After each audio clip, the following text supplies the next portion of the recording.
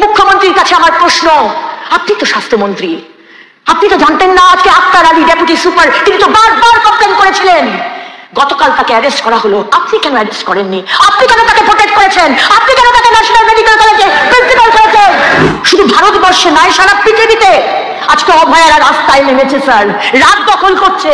যারা মৌখিক ধর্ষণ করে, যারা বলে যে 14 বছরের মেয়ে তার প্রেম ছিল, পেটে বাচ্চা ছিল, তার শাস্তি হবে না স্যার? কোথাও আমার মনে হলো যে সরকার পক্ষ বোধহয় প্রচন্ড অভয়াকে ভয় পেয়েছে। কেন বলি স্যার?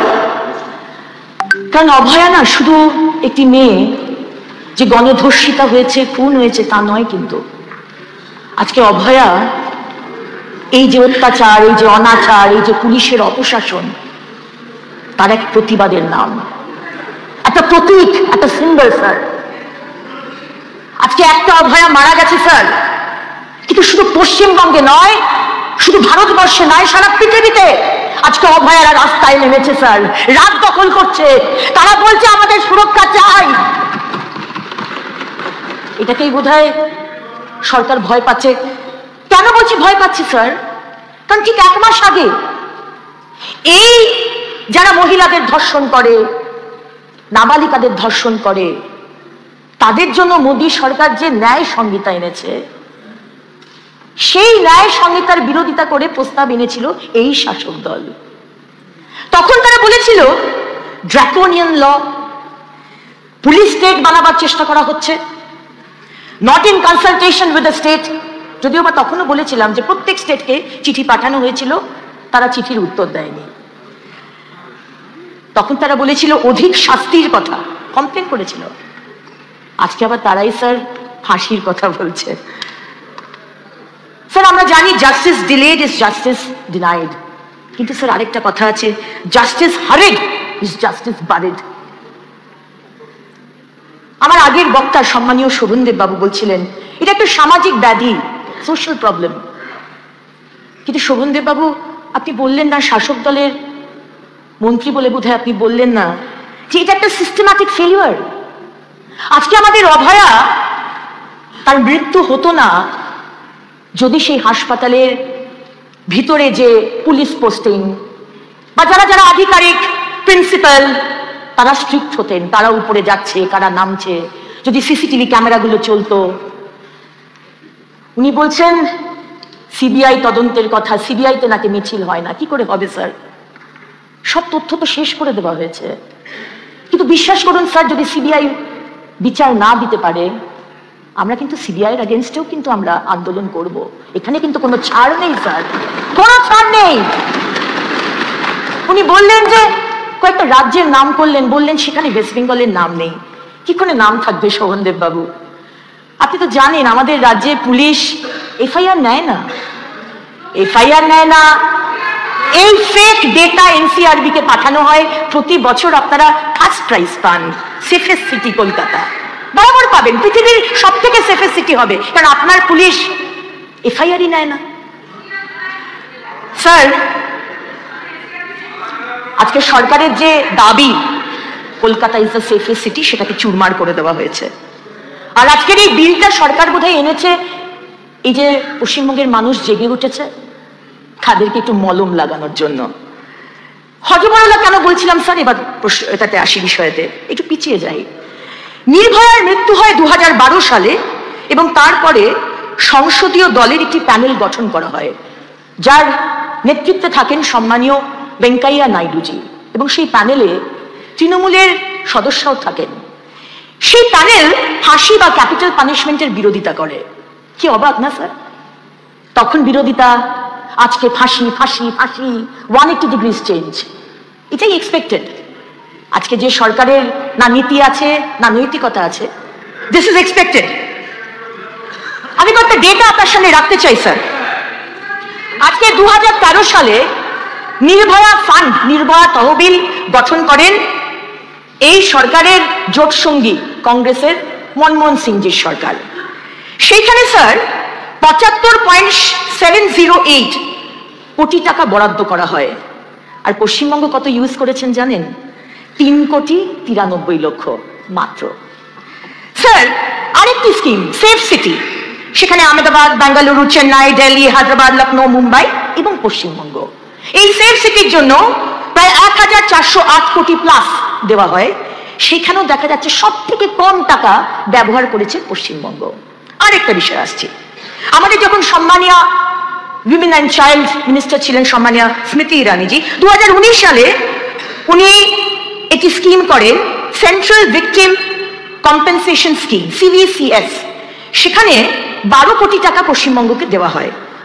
বুঝতেই পাচ্ছেন আজকে এই যে টাকাগুলো দেওয়া হয়, যাতে সিসিটিভি ক্যামেরা লাগানো হয়, যাতে অন্ধকার রাস্তা না থাকে, লাইট হয়, যাতে নির্যাতিতাদের কম্পেনসেশন বা রিহ্যাবিলিটেশন হয়, সেইখানে এই CVCS স্কিমে 12 কোটি টাকা অ্যালট করা হয়েছে, মাত্র 20 লক্ষ টাকা পশ্চিমবঙ্গ সরকার ইউজ করেছে। স্যার এবার দেখি আমাদের ভারতীয় ন্যায় সংহিতা এবং ভারতীয় ন্যায় সুরক্ষা সংহিতা কি বলছে। আমরা জানতেই পারতাম না যদি সেদিনকে আমাদের সম্মানীয় কেন্দ্রীয় মন্ত্রী অন্নপূর্ণা দেবী তিনি যদি আজকে এই চিঠিগুলো আমাদের মুখ্যমন্ত্রীকে না পাঠাতেন, জানতে পারতাম না। সেখানে বলা হচ্ছে, যেটা 1 জুলাই 2024 লাগু হয়েছে, punishment for rape on a women under 16 years will be rigorous imprisonment for not less than 20 years and may extend up to life imprisonment and fine. Under 12 years, again, with fine and death penalty obdi jete pare. Gang rape, same, with fine and death penalty. Gang rape under 18 years and under 16 years, যেটা আগে life imprisonment ছিল, এখন সেটা death penalty অবধি যেতে পারে। তাহলে আলাদা করে এই বিলটা আনার কি মানে স্যার? 1 মাস আগে যেটা সারা দেশ যে আইনকে ফলো করছে, আবার নতুন করে কি আইবশ করার জন্য এই আইনটা আনা হলো স্যার? শুধু তাই নয়, আমার আগের বক্তাও শিক্ষাদিও বলেছেন যে আজকে fast track special court, fast track court and fast track special কোর্টের মধ্যে ডিফারেন্স আছে। ফাস্ট ট্র্যাক কোর্টে অনেক রকমের কেসেস যায়, কিন্তু ফাস্ট ট্র্যাক স্পেশাল কোর্টে শুধু রেপ, শুধু পক্সো, যেটা নিয়ে আজকে আমরা ডিসকাস করছি, সেইটা বলা হয়েছিল 21 খানা করা হবে, তার মাত্র 6টা হয়েছে স্যার। বাকি 17টা করতে বলা হয়েছিল, 6টা মাত্র হয়েছে, 11টা কিন্তু এখনো হয়নি স্যার। কেন বলুন তো? আজকে বলা হয়েছিল একটি উইমেন হেল্পলাইন নাম্বার কেন্দ্র সরকার বলেছে এবং রাজ্য সরকার বলেছিল, ইচ্ছে প্রকাশ করেছিল, আমরা করতে চাই এই ফাস্ট ট্র্যাক স্পেশাল কোর্ট, এই উইমেন্স হেল্পলাইন নাম্বার 181, আজ অব্দি হয়নি স্যার। আমরা জানি prevention is better than cure. আজকে হেল্পলাইন নাম্বার, আজকে রাস্তার লাইট, সিসিটিভি, এগুলো যদি করা যেত তহবিলের টাকা ইউজ করে, তাহলে অনেকটা আমরা হয়তো অনেক অভয়াকে প্রোটেক্ট করতে পারতাম স্যার। স্যার আমাদের রাজ্যে আইন আছে, আইনের শেষে আদালতও আছে স্যার, কিন্তু তার মাঝে আইনের প্রয়োগটা নেই স্যার। আর আমাদের রাজ্যে মাননীয় মুখ্যমন্ত্রীর রাজত্বে এখানে যে আইনের শাসন নেই, সেটা তো আমরা বারবার বলেছি এবং আমি জানি সবাই সহমত হবে। এই বিলে বলা হচ্ছে স্যার 21 দিনে FIR থেকে 21 দিন এবং দরকার হলে 15 দিন বাড়ানো যেতে পারে। এত টাইম নিয়ে এত 21, 15, কিন্তু স্যার কামদুনি 2013 সাল 7ই জুন আমাদের প্রিয় মুখ্যমন্ত্রী সেদিন গিয়েছিলেন 17ই জুন। উনি গিয়ে বলেছিলেন স্যার 15 দিনের মধ্যে চার্জশিট, 1 মাসের মধ্যে ফাস্ট ট্র্যাক কোর্টে জাস্টিস। 11টা বছর চলে গেছে স্যার, এখনো কামদুনি বিচার পায়নি স্যার। কামদুনি কেসটা তো CBI দেখছিল না, সেটা CID দেখছিল। তারপরেও স্যার সব আসামিদের ছেড়ে দেওয়া হলো কেন? আজকে যে ডেটাগুলো বললাম স্যার, এখন ওনারা বলতে পারেন যে কেন্দ্র সরকার ভুল ডেটা দিয়েছে। যদি ভুল ডেটা হয়, আমি আপনাদের বলবো যে আপনারা একটা ডিফেমেশন কেস করুন কেন্দ্র সরকারের এগেনস্টে, যদি ডেটা ভুল হয়।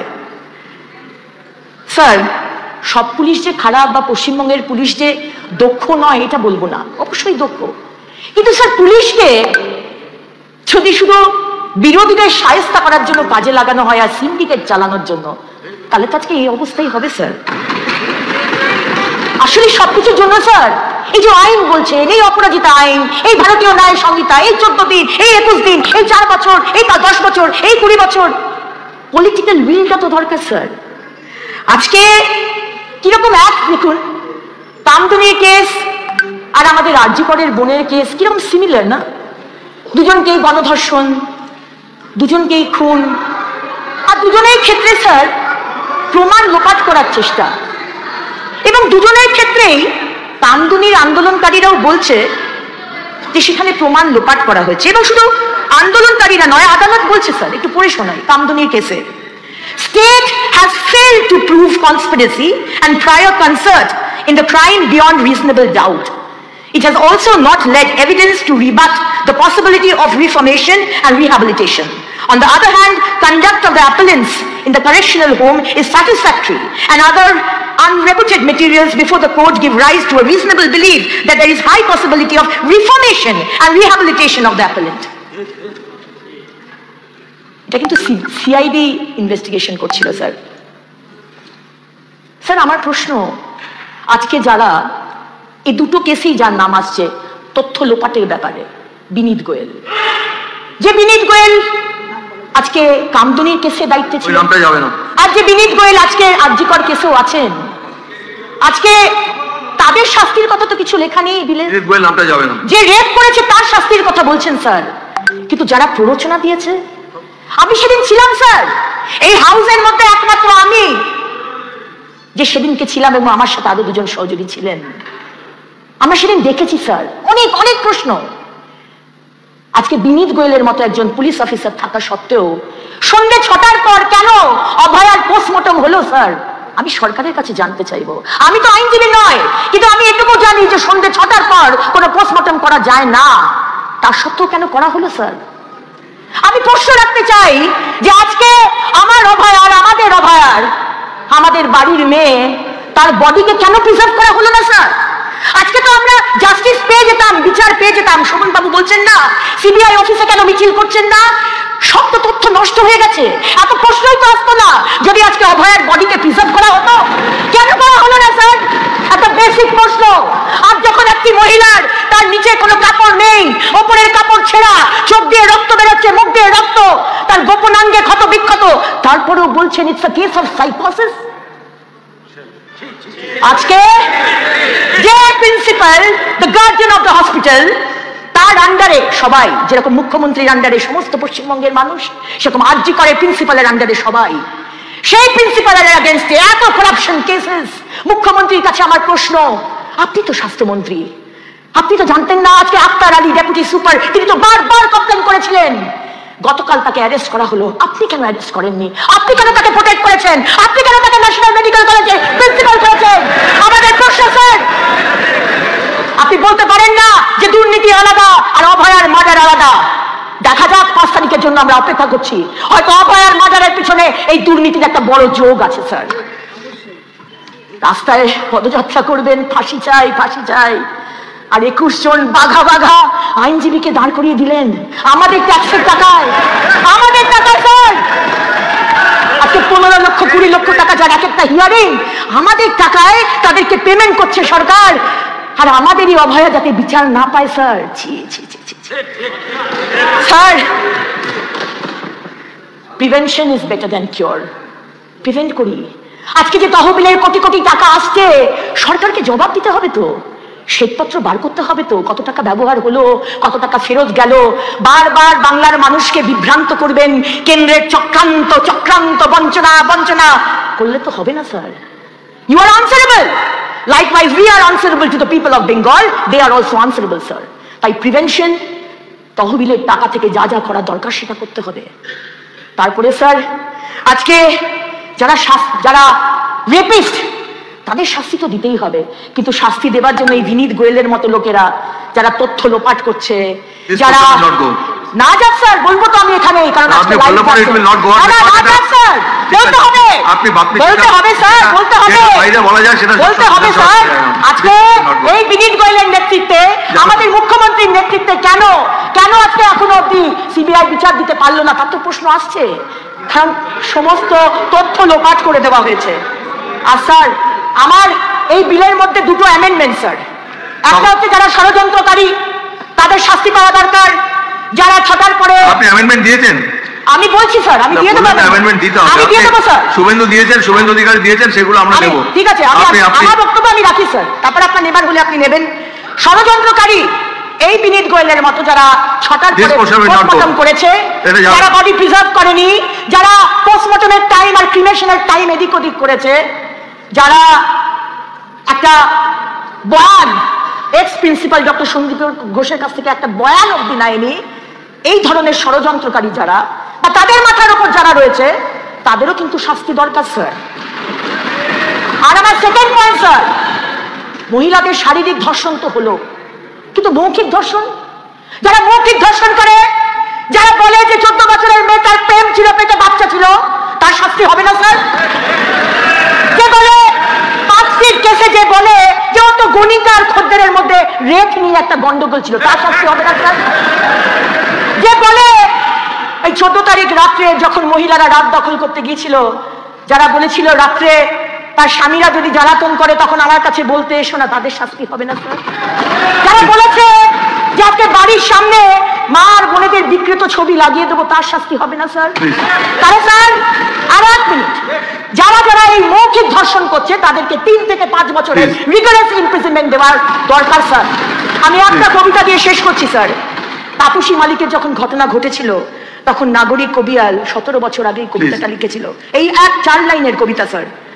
আক্রোশে ফাটে সেই মুখ, চিৎকার আগুন জ্বালাবে, দেশ জুড়ে আগুন লাগুক, দেখি ওরা কোথায় পালাবে, পুলিশের কোলে নেবে ঠাই, স্বজন হারানো মানুষেরা বলবেই প্রতিশোধ চাই, প্রতিশোধ চাই, প্রতিশোধ চাই।